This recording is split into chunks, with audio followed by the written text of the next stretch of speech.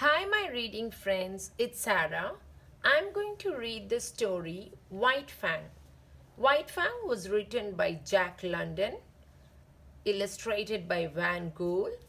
White Fang is the story of a wolf whose journey from the wild north of Alaska to San Francisco, meeting different masters, friends, and deadly enemies on his way. If you have your own copy, take it out and read along with me. White Fang. Chapter 1. The Wild North. The most northern part of Alaska in the United States is a wild, savage country. Winters are very hard and last for 9 months of the year. During winter, the days are very short and the sun hardly shines at all. It gets so cold that the rivers freeze over, and those hunters, brave enough to go out in the harsh conditions, use them as roads. Only the toughest hunters venture out to hunt the wild lynx, bear, and deer. Their dogs too need to be strong and hardy to survive in this wilderness. Many years ago, in the time when this story took place, hardly anyone lived out in the wild north. However, the American Indians often set up their winter camps in the forests, putting up their teepees around great fires. These fires protected them from the cold but also from the wolves. So these are the sledge dogs and they are pulling the sledges. It is full of snow and ice. For there were a great many wolves in the wild, and they often followed the hunters, waiting for a chance to attack. Men were always on the watch in case a wolf attacked the dogs or even the hunters themselves. But the wolves were not cruel. They simply needed food to survive in such a harsh country. One spring, an old wolf set out to hunt for food for his family. His coat was grey and he was covered in old hunting and fighting scars. The she-wolf was sheltering under some rocks with her young cubs. They had not found food for many days. But this time they were lucky, for the old wolf caught a rabbit. The old wolf was very proud of his fine family. You can see the mother wolf and the 5 little cubs. As the 5 cubs were still young, their mother could not leave them. It was up to the old wolf alone to go hunting.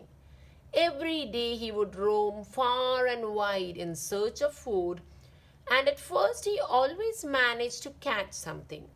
But for many days now he had returned with nothing except new scratches and bites.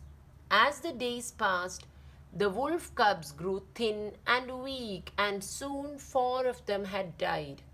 The remaining cub had always been the strongest, livelier and more intelligent than the others. Finally, there came a day when the old wolf did not return to the cave. The she-wolf knew that something terrible must have happened to him. Here is the she-wolf with her only remaining cub. The old wolf had finally met his match in a fight. He had been killed by a lynx, half mad with hunger. A few days later, the she-wolf found the spot where the two had fought, and she knew that the old wolf would not return.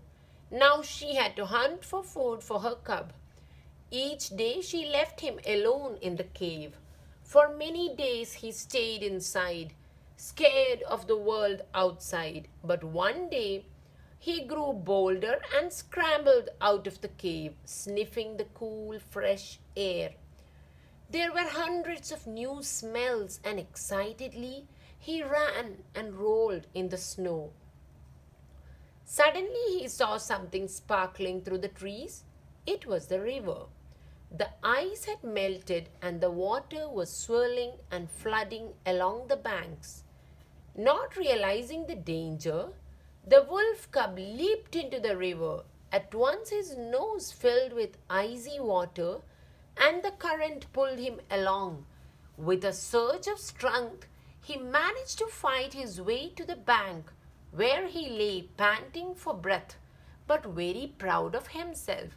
He felt very proud to have escaped out of the river. Over the next few days, the cub explored the forest. He learned to find food for himself, catching small animals and birds. He was not cruel, but he knew the tough law of the wild: eat or be eaten. One day he was nearly killed himself. He had backed a weasel up to a tree when the animal suddenly leaped for his throat. The cub was only saved when his mother returned from hunting just in time. He learned the hard way that although weasels are small, they are one of the most ferocious animals in the forest. A few days later, he came to his mother's rescue. As she returned to the cave, she was suddenly attacked by the lynx that had killed the old wolf. The young cub heard her snarls and ran through the trees. Without hesitating, he leaped onto the lynx's back. The lynx was taken by surprise and the she-wolf managed to win the fight. Here, the she-wolf and the lynx are fighting. Let's see who has come. Chapter 2, Grey Beaver. Every day the wolf cub roamed further from the cave. He is exploring the land around him. One morning as he came into a clearing, he stopped in astonishment. 5 strange animals came towards him, walking on 2 legs. Although they did not attack or threaten him, the cub could not move for terror. These men were a group of hunters from the nearby Indian camp. Just then his mother came rushing into the clearing, growling fiercely. He ran to her and hid between her paws. "Kiche!" exclaimed one of the men. To the cub's surprise, his mother immediately lay down on the ground before the men, wagging her tail.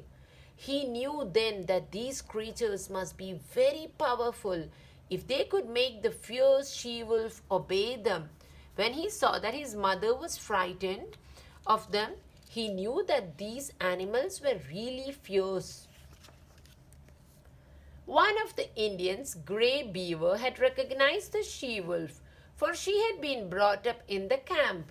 Several years ago, there had been a terrible famine, and she had left the Indians. She had preferred to take her chances in the forest, where she had met the old scarred wolf. "So this is your son," said Grey Beaver, reaching out to pet the cub who bared his teeth.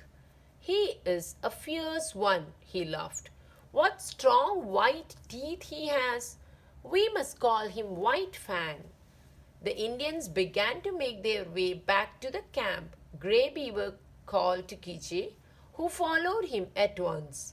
White Fang trailed along behind. That evening, when the Indians lit their great fire, the flames fascinated him.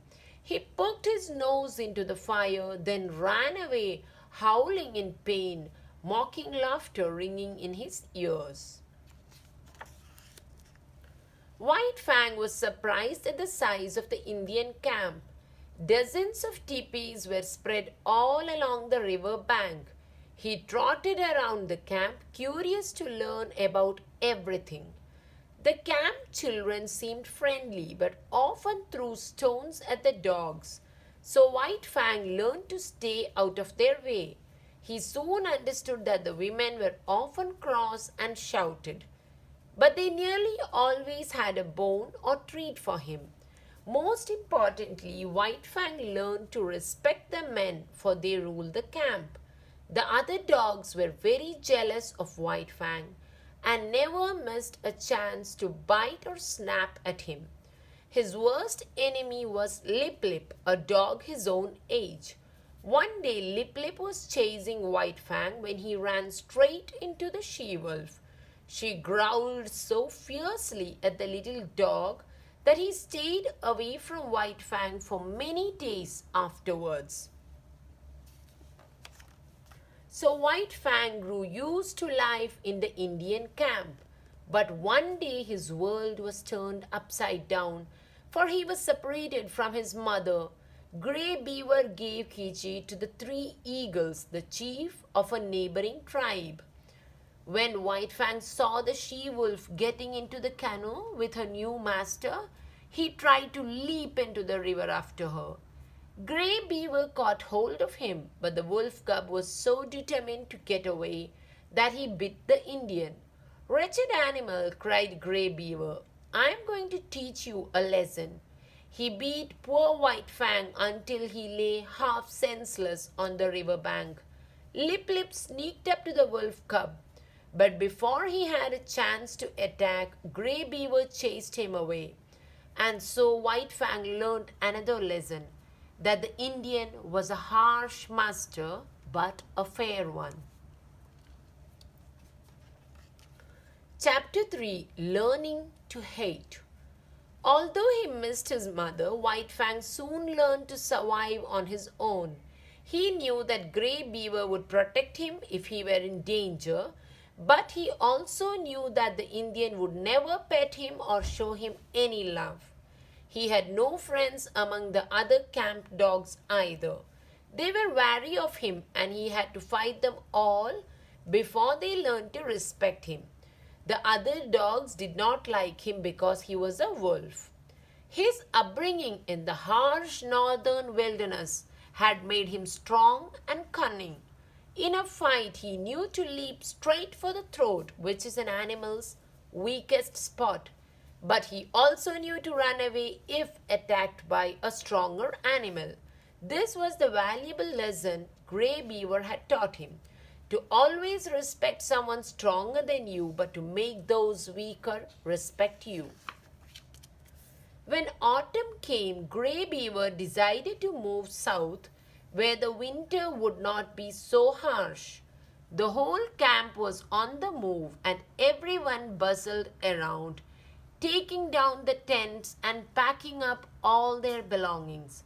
For many months, White Fang had been dreaming of returning to the wild. When he saw all the confusion in the camp, he decided to slip away into the forest. But when night fell, he was afraid and hungry. After living in the Indian camp for so long, White Fang had forgotten to live in the wild. He hurried back to the camp, but when he got there, everyone had gone. For 2 long days, he followed the Indians. Suddenly, through the trees, he saw the light of a fire.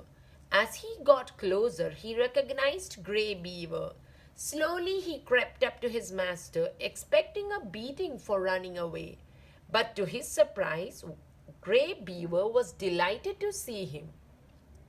"White Fang," cried the Indian, "you have found us. Well done." And he threw the wolf cub a tender piece of meat. White Fang knew that he could never go back to the wild and was glad to stay with his master. But although he felt he belonged in the camp, he was still a wolf, and the other dogs never stopped hating him. The years passed, and White Fang grew into a great strong wolf. Grey Beaver decided that it was time to train him to pull one of the sleds. He placed White Fang at the head of the team, and no sled ever moved so fast. For the dogs were all trying to catch White Fang, and he was careful to keep ahead of them. They were all chasing him, and he was right in the front. At first, he tried to turn around and fight them, but Grey Beaver whipped him until he learned to run instead. Grey Beaver was very proud of White Fang. "He is a fierce wolf," he would say, "but he always obeys me." One summer, the Indians traveled down the river to Fort Yukon, a large town. Throughout the winter, Grey Beaver had collected a great pile of furs and made them into coats and hats. The people of Fort Yukon were rich and paid well for those furs. White Fang had never seen such people and learned that they were even more powerful than the Indians. For these were rich Americans who had made their money when gold was discovered in Alaska. They could buy anything they wanted, lived in fine houses, and wore expensive clothes. There were many of them, more people than White Fang had seen in his whole life. More of them arrived every day, eager to make their fortune in gold. Chapter 4, Beauty Smith.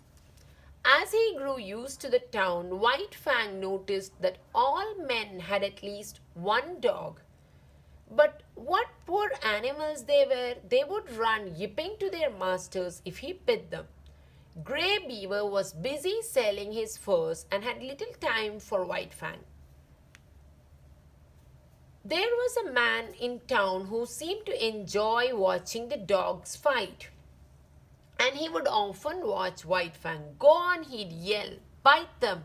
You're not scared, are you? And White Fang would be so angry that he would fight even more fiercely. This man was known as Beauty Smith. In fact, he was no beauty. He was very ugly and was mean and cruel. White Fang did not know that Beauty Smith kept trying to buy him from Grey Beaver. At first, the Indian refused to sell, although Beauty Smith was offering him a large sum of money. But one night, Beauty Smith took Grey Beaver to the inn and got him so drunk on whiskey that Grey Beaver sold White Fang for almost nothing. White Fang tried to escape, but Beauty Smith kept him chained up. Everyone in the town came to see the wolf and teased and poked fun at him until he became wild with rage. Then Beauty Smith had an idea. He organized fights between the wolf and the town's dogs. Men would come and place bets with Beauty Smith that their dog would win. White Fang always won, and Beauty Smith collected a pile of money every evening. Although it was White Fang who won him the money, Beauty Smith treated him cruelly. Within weeks, there were no more dogs left for White Fang to fight. Beauty Smith decided to go to another town. He kept the poor wolf in a tiny cage. You can see that White Fang is kept in such a small box. He kept the poor wolf in a tiny cage, only letting him out to fight. White Fang had become so fierce that he killed all the dogs brought to fight him. Then one day a new dog arrived, a bulldog with a ferocious reputation. As soon as the fight began, he leaped at White Fang and knocked him to the ground. The crowd went wild and the bets became even larger. Get up, cried Beauty Smith, kill him. But every time White Fang tried to go in for the kill, the bulldog fought free. At last he forced White Fang to the ground and began to bite him savagely. Beauty Smith was furious and began to kick and beat the wolf. He was so angry he wanted to kill him. Suddenly a voice rang out, "Leave him alone, you brute!" Chapter 5, Mr. Scott. The man who had called out stepped forward and Beauty Smith stood away from White Fang. "It's Mr. Scott," whispered the men in the crowd. "He owns the mine. He can get you fired if you are not careful." Although Beauty Smith was impressed, the bulldog was not. He was still biting White Fang, who lay still. Mr. Scott called for his dog handler. "Matt, get them apart." Matt used his revolver to prise open the bulldog's jaws and pull the two animals apart. The bulldog's owner was angry but dared not say anything against Mr. Scott. "I'll buy this dog from you," said Mr. Scott to Beauty Smith. Beauty Smith was sure that White Fang was dead and took the money without a complaint. Mr. Scott and Matt looked after White Fang, and within a few weeks he was strong and well once more. But he was even more vicious than before, and Mr. Scott had to keep him chained up. "He is a wolf, after all," sighed Mr. Scott. "We cannot expect anything else." One day Matt noticed that White Fang's fur was marked where he had won a harness. "Look," he said to Mr. Scott. "Someone has already tamed him." Mr. Scott realized that White Fang was savage because of the ill treatment he had received from Beauty Smith. As the weeks passed, White Fang began to trust him and grew gradually less fierce. Unluckily, one day, Mr. Scott brought him his dinner. One of the other dogs ran up and snatched the meat. At once, White Fang attacked, and before Mr. Scott could stop him, he had killed the dog. Matt wanted to shoot him, but Mr. Scott shook his head. "He doesn't know any other way to behave," he said sadly. "It is not his fault." Instead of punishing White Fang, Mr. Scott continued to treat him kindly. Every day he gently stroked the wolf, who growled, for he did not understand kindness anymore. Then one day he realized that Mr. Scott meant no harm and began to enjoy being cared for. Mr. Scott and Matt were delighted, and soon White Fang was tamed again. Once more he pulled a sled, and every evening he would sit close to his new master. One evening when he returned with Matt, Mr. Scott was nowhere to be seen. "He's gone to town on business," Matt told him. But White Fang was miserable. He didn't understand that Mr. Scott would be coming back. He wouldn't eat, and Matt began to worry about him. At last Mr. Scott returned home. White Fang watched him for a moment, then leaped up and began licking his face. Mr. Scott was delighted, so at last the wolf was tamed. Learning to Love, Chapter 6. A few months later, Mr. Scott had to go away again. "Look at him," said Matt, pointing to White Fang. "He knows you are leaving and he won't eat anything." Mr. Scott was sorry to leave White Fang, but what could he do? "I can't take him with me to California, Matt," he said. His home was in San Francisco, but he hated the idea of leaving White Fang behind. On the day Mr. Scott was leaving, Matt had to shut White Fang in the barn, where he howled miserably. All the way to the dock, Mr. Scott thought about White Fang. Sadly, he boarded the boat and walked up to the deck. As he looked down at the gangway, his eyes widened in surprise, for there was White Fang. The wolf was looking at him pleadingly. "Okay, you win," murmured Mr. Scott, and brought White Fang on board. The wolf had been so determined to join his master that he had broken out of the barn. When White Fang got off the boat in San Francisco, he was terrified. Never had he seen so many people. The city was huge, the streets were so long he could not see the end, and the buildings were so tall they shut out the sky. Worst of all were the motor cars that rushed past. They smelled terrible, and the noise of their engines was frightening. He trembled with fear as Mr. Scott climbed into one of the machines. But White Fang trusted his master and followed him into the car, where he lay at his feet. When the car pulled up, the busy city was far behind. Instead, White Fang saw beautiful green fields and the sun shining in a clear sky. They had stopped before a large house, and two women and a man came running out to meet them. White Fang began to growl at the strangers. Mr. Scott was so happy to see his family that he took no notice of the wolf. But when his wife ran up to hug him, White Fang thought she was attacking his beloved master and barked furiously. Mr. Scott soothed him, trying to make him understand that there was no danger. He has a few things to learn, said his wife, trembling a little. But White Fang had learned his lesson, and soon Mr. Scott's parents came to greet him. He stood back, watching curiously. There was worse to come, for suddenly another dog came racing out of the house and jumped up to greet Mr. Scott. Furious, White Fang turned on the dog who was trying to take his master away. But just as he was about to attack, he suddenly stopped. For the dog was female, and all White Fang's instincts told him that he must not attack her. Instead, he contented himself with growling jealously whenever she came near Mr. Scott. "This is Collie," said Mr. Scott, "and here's Dick." Dick was Mr. Scott's terrier, and White Fang soon learned to respect him.